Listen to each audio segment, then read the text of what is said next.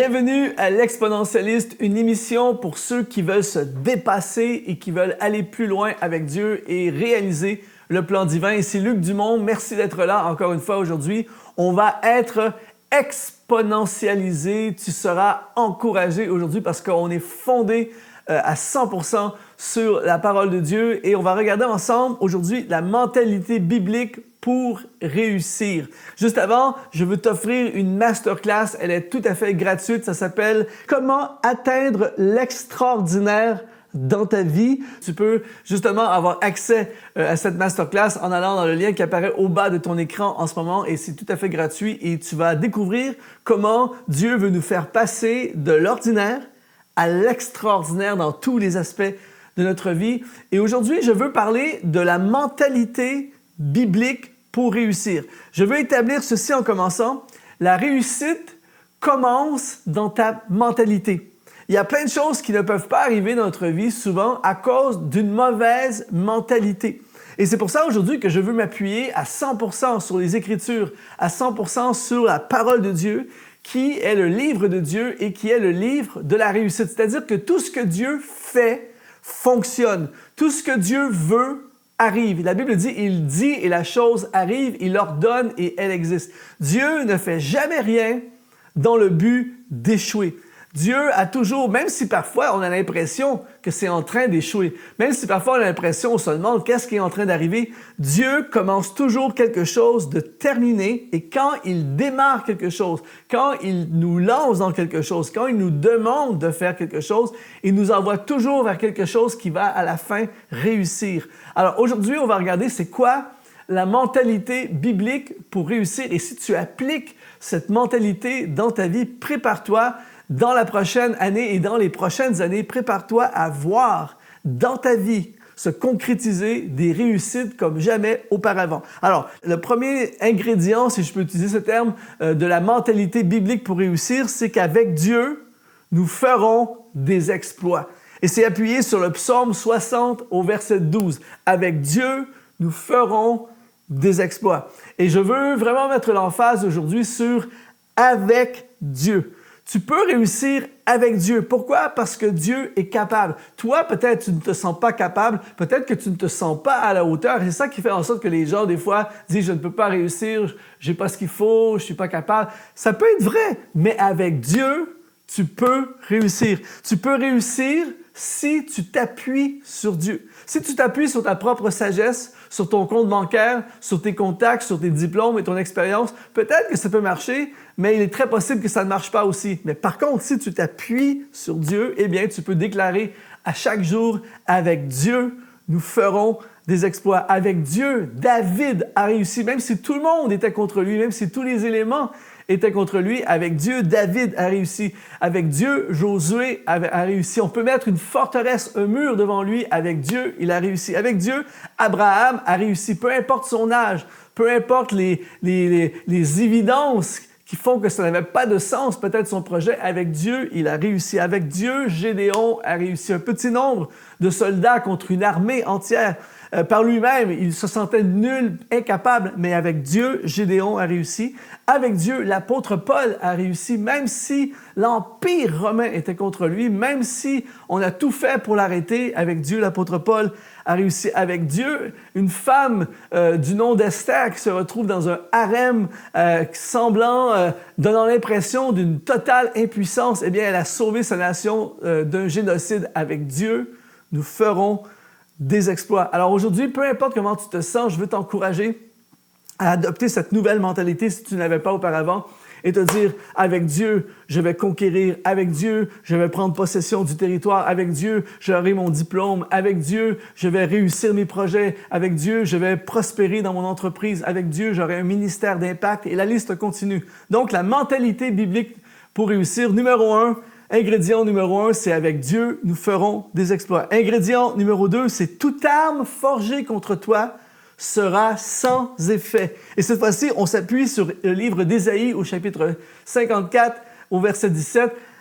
Aucune arme forgée contre toi ne peut prospérer. Il faut que tu comprennes ceci aujourd'hui, c'est que quand tu veux réaliser ta destinée, l'émission L'Exponentialiste est focalisée sur t'armer, t'équiper, t'enseigner pour que tu réalises ta destinée. Un homme, une femme qui poursuit sa destinée sera attaqué. Il y aura des complots, il y aura des conspirations, il y aura des attaques de toutes sortes de formats, des moments compliqués, des moments de découragement, des déserts, des vallées profondes, toutes sortes de choses pour te tuer, t'anéantir, te faire dévier, te décourager, t'abattre, te freiner, te faire demi-tour. Mais aujourd'hui, si on s'appuie sur cette mentalité biblique, eh bien, toute arme forgée contre toi sera sans effet. Il y a quelque temps de ça, j'ai vu un reportage sur les services secrets et tous les complots au travers de l'histoire, différents complots terroristes en l'occurrence, qui ont été déjoués. C'est-à-dire que ça a été freiné alors qu'il y avait vraiment un plan pour faire du mal, mais ils ont détecté, ils ont discerné, ils ont prévenu et ils ont tué le complot avant. Donc, le complot a été sans effet. Et quand je regardais ça, je me disais, waouh, c'est exactement ce que Dieu fait dans notre vie, c'est qu'il y a toutes sortes de choses qui voudraient venir contre nous pour nous décourager, nous empêcher d'accomplir notre appel, nous empêcher de démarrer une église, nous empêcher d'écrire des chants, de faire des albums, de lancer une chaîne YouTube, nous empêcher de faire des études, nous empêcher d'évangéliser, de gagner des âmes, nous empêcher de construire quelque chose de significatif, mais toute arme forgée contre toi sera sans effet. Alors imagine quelqu'un qui marche avec cette mentalité, qui se dit, à chaque matin qu'il se lève, qui se dit, avec Dieu, nous ferons des exploits. Et en plus, dans sa mentalité, il se dit, toute arme forgée contre moi, je sais qu'il y en aura, mais elles seront sans effet. Tu peux t'imaginer la puissance qu'il y a avec cette personne. Alors, je vais te proposer un troisième ingrédient pour être encore plus puissant. C'est, si Dieu est pour moi, qui sera contre moi? Et cette fois-ci, on s'appuie sur Romains chapitre 8, au verset 31. Et là, on devient de plus en plus fortifié. Je ne sais pas si tu le sens de ton côté, mais moi, je me sens vraiment fortifié par les promesses de Dieu. C'est-à-dire que, à partir de maintenant, dans ma mentalité, je m'assure d'être dans un projet qui vient de Dieu. C'est-à-dire que je m'assure qu'à chaque jour de ma vie et tout ce dans quoi je m'investis fait partie du plan de Dieu. Pourquoi? Parce que quand je suis dans quelque chose qui est dans le plan de Dieu, ça veut dire que Dieu est pour moi. Imagine, Dieu te demande de démarrer quelque chose, Dieu te demande d'aller à l'université, Dieu te demande d'implanter une église, Dieu te demande d'écrire un livre, Dieu te demande de déménager dans telle région, Dieu te demande de t'investir dans tel ministère. C'est Dieu qui t'a demandé, c'est sa volonté. Et toi, tu obéis à sa volonté. Alors, tu es certain d'une chose, c'est que Dieu est pour toi. Et il dit ici, si Dieu est pour nous, qui sera contre nous? C'est-à-dire que que Dieu est pour toi, tu as la majorité. Même si tu es seul, partout où tu es, partout où tu vas, tu as la majorité. Dieu était pour Joseph. Et c'est pour ça on l'a vendu en esclave, on l'a envoyé en prison, on l'a accusé de viol, on a tout essayé pour tuer la destinée de cet homme, mais Dieu était pour lui. Alors, au lieu d'être anéanti, il a été élevé, il a été positionné dans le palais du Pharaon. Alors, c'est ça qui se passe pour un homme et une femme qui marchent avec Dieu. Dieu était pour Moïse.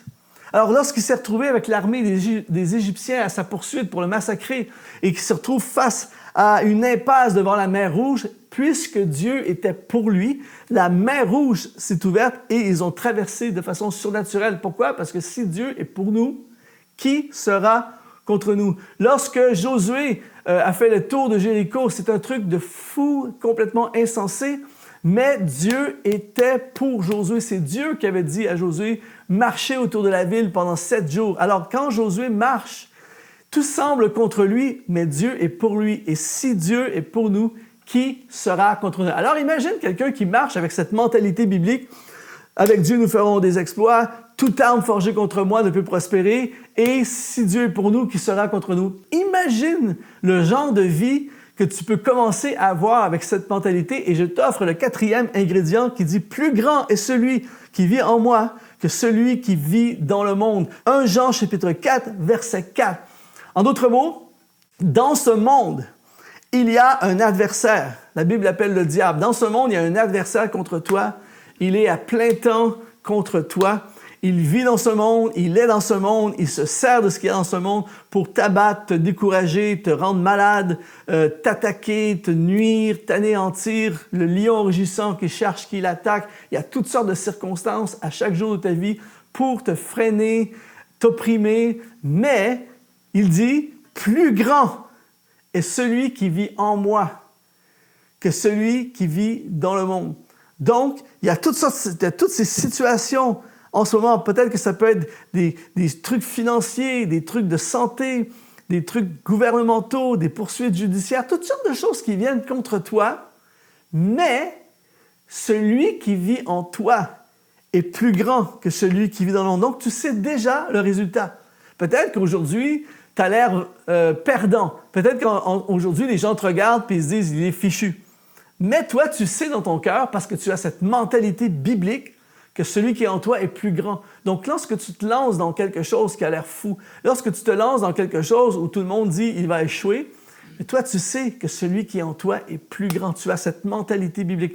Alors, imagine quelqu'un qui marche en se disant « avec Dieu, nous ferons des exploits. Toute arme forgée contre moi ne peut prospérer. » Quelqu'un qui se dit « plus grand est celui qui vit en moi que celui qui vit dans le monde. » Et quelqu'un qui se dit « si Dieu est pour moi, qui sera contre moi? » Imagine la puissance de cet homme ou de cette femme, de celui qui marche dans cette mentalité. Et là, on ajoute le 5e ingrédient qui dit « quand l'Éternel approuve les voies d'un homme, il dispose favorablement à son égard même de ses ennemis. » Et cette fois-ci, on s'appuie sur Proverbes chapitre 16, verset 7. Imagine, tu as déjà les 4 premiers ingrédients de cette mentalité et tu ajoutes ce 5e ingrédient à ta mentalité.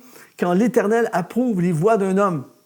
Encore une fois, parce que je suis dans le plan de Dieu, parce que j'ai cherché la volonté de Dieu, parce que je suis en train de faire quelque chose que Dieu m'a demandé, je marche dans l'obéissance à son plan, eh bien, ça veut dire que Dieu approuve les voies dans lesquelles je suis. Si tu marches une vie sur une route que Dieu approuve, il dit que même tes ennemis vont se tourner en ta faveur.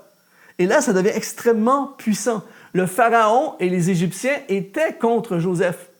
Mais Dieu les a tournés en faveur de Joseph. C'est ce même Pharaon qui va établir Joseph en leadership. Moïse devait mourir à sa naissance, mais Dieu approuvait les voies de ses parents qui ont fait confiance à Dieu et qui n'ont pas tué le bébé et qui l'ont envoyé sur le fleuve.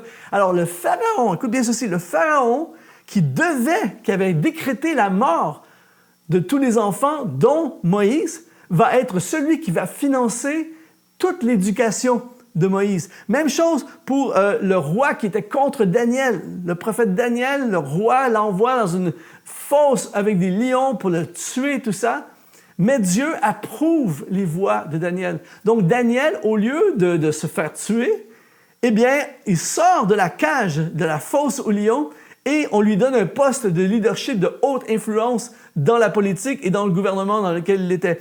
Quand Dieu approuve les voies d'un homme, il dispose en sa faveur même de ses ennemis. Alors, ce que ça veut dire pour toi et moi aujourd'hui, c'est qu'alors que je cherche le plan de Dieu, que j'applique la mentalité biblique dans ma vie, eh bien, tu peux être certain que oui, il y aura des ennemis, oui, il y aura des gens contre toi, mais Dieu va les tourner. Dieu va tourner la situation négative en ta faveur. Alors aujourd'hui, je ne sais pas pour toi, mais celui qui adopte la mentalité biblique, cette mentalité, ces 5 ingrédients, je veux t'encourager à les prendre en note, à les mettre en application dans ta vie, eh bien, prépare-toi à avoir de très, très grandes réussites dans ta vie. C'est la volonté de Dieu, c'est la pensée de Dieu, c'est la mentalité de Dieu.